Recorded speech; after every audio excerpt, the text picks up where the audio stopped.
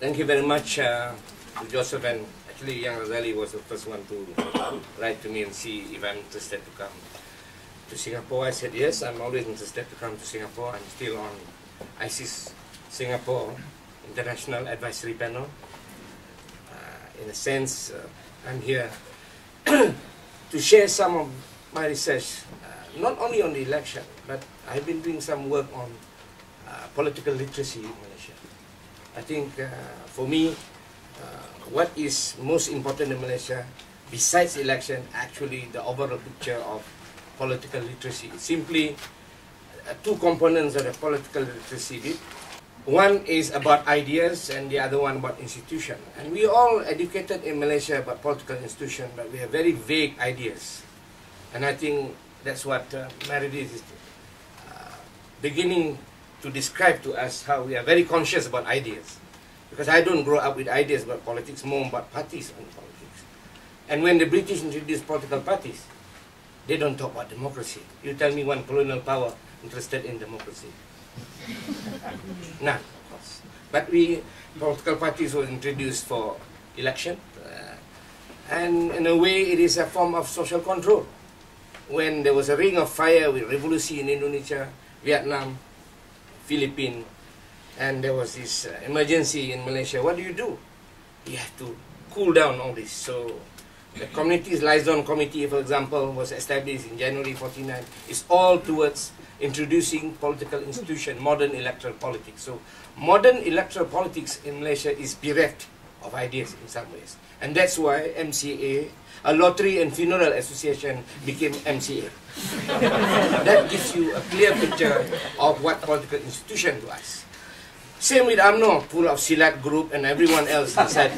Okay, so in many ways, how do Malaysians become very aware of the need to understand not just the institution but also the ideas? And we know that there are these important things that been mentioned by Meredith about the characteristic of Malaysian politics, which I put down to 5 that I can notice. Yeah, personality, inter-ethnic politics, intra-ethnic, national versus local issues, and now, since 1998, as Musa Hitam has observed, issue-based. I've never seen this before. He made this statement in 1999 after Anwar's reformasi, big seminars and big, what do you call this,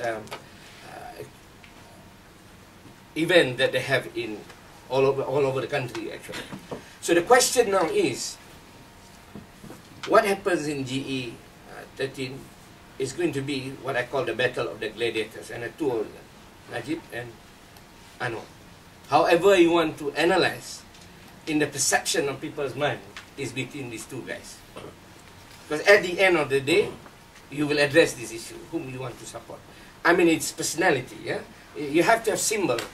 It's not enough to have the justice symbol to represent BN. It's not enough to have 3 or 4 symbols to present PR. It has to be that person. So I think that person is very critical in the context of Malaysia. So the question now is, to what extent the understanding of these ideas actually can move people away from sticking themselves to the institution. I think that is the biggest challenge that Malaysians have. Not only in this election, but on many other issues that we have to confront with. Whether it is about regionalism, whether it's about Europe-Asia relation, whether it's about Islam. It is how much is this understanding about ideas actually could inform us. And I think this is what we learned from Arab Spring. How these ideas were helped by social media, people being trained in the US and in France to understand these concepts and then spread them through social media. So this is the struggle we have in Malaysia. Whatever we want to say about loyalty or UMNO or PAS or Pakatan, the question is to what extent it is informed by the idea, not informed by preference and influences of family matters. That's why, to me, the gatekeepers are very important. Who is your best gatekeeper? Your family? I grew up in a family which has a lot of UMNO flags around us, which is nicer that day because you can use When it's raining, you can use it as a blanket because it's very thick. And now it's all made in China, very thin. Yeah? So, for me, what does it mean? Has UMNO gone very thin? Yeah? And a peer group, of course. The moment I graduate, move away from the village, then my life is decided by the peer group. So, who tells me what is good and bad politics? Not my father, not my mother anymore, but whom I befriend. And that's how the Islamic revivalism in Malaysia took roots, actually, through peer groups. Media, print, electronic, or digital in this sequence have become very important for us, but with varying degrees as we grow up. Yeah? And political parties are always there. These political parties are totally ethnic-based. They claim they are not, but they are. So whatever you want to say about DAP, it is a Chinese party. I hope it is more than Chinese party. Yeah. And one group of actors that we forget, the most powerful for me is the bureaucrat, the civil servant. Whoever rules, now Pakatan knows how important is the civil servant, because they rule at the state level. And this is where I would imagine when I want to understand Malaysian politics, one of the things that I would encourage you to do is to have all these complicated ideas and embed it in federalism. The moment you embed the whole thing in the Malaysian federalist system, then you get a little bit more difficult and complicated. And then the state-federal relations, Sarawak and Sabah, you have to carry passport for a long time to go to Sabah and Sarawak. I don't see people from New York going to California carrying their passport. But I have to go to Sabah and Sarawak. And I have to get work permit to work in Sabah and Sarawak. I mean, we talk about Indonesian. I have to get work permit. So I'm partly Indo.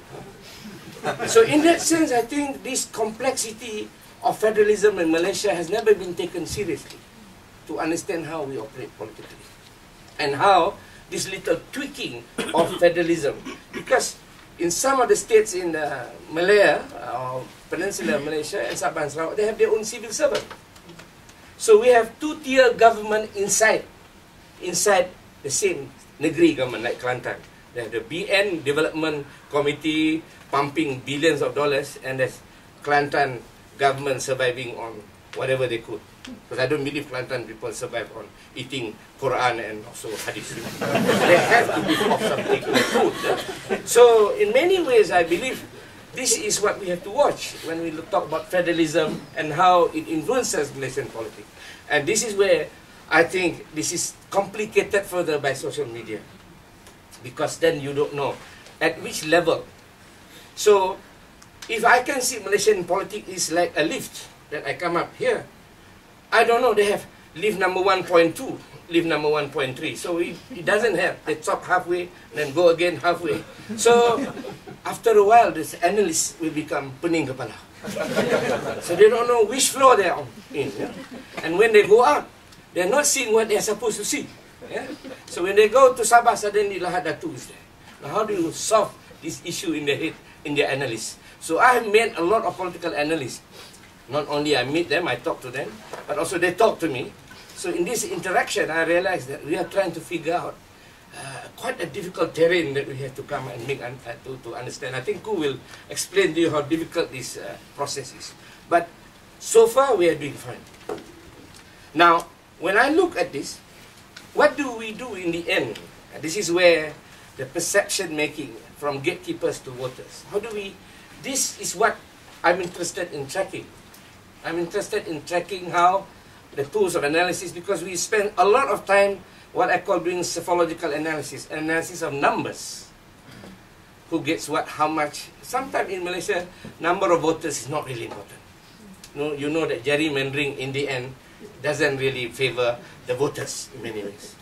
We know the Japanese LDP and also the Socialist Party and whatnot, they survive not through the number of voters but through gerrymandering. So I think that's why I consider political literacy is very important for us to make sense of what is happening in Malaysia.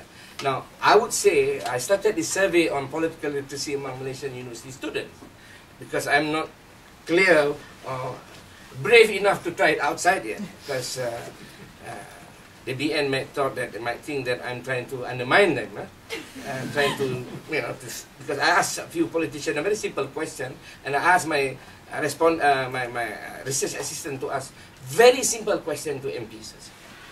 First question is, what is the role of the MP? One, to open official ceremony, to bid for contracts. Three, to make laws and legislation. Four, to carry bags for other senior politicians. So it's quite interesting. All of them thought that the public service is important. Nobody thought they are legislators, and that's all their role is, really. So, if the politician is suffering from political illiteracy, now I have problems with looking at the rest. Yeah? So this is what I'm looking at. So I think there's a mix of beginning process of literacy in Malaysia with all the media and so on, which makes me very happy, because then my hunch is that that's the side of politics in Malaysia that we have to look at. And as long as political literacy is not really spread and also imbibed by everyone or embraced, then the hope that we have for non-ethnic politics is very difficult. It has to be in that sense.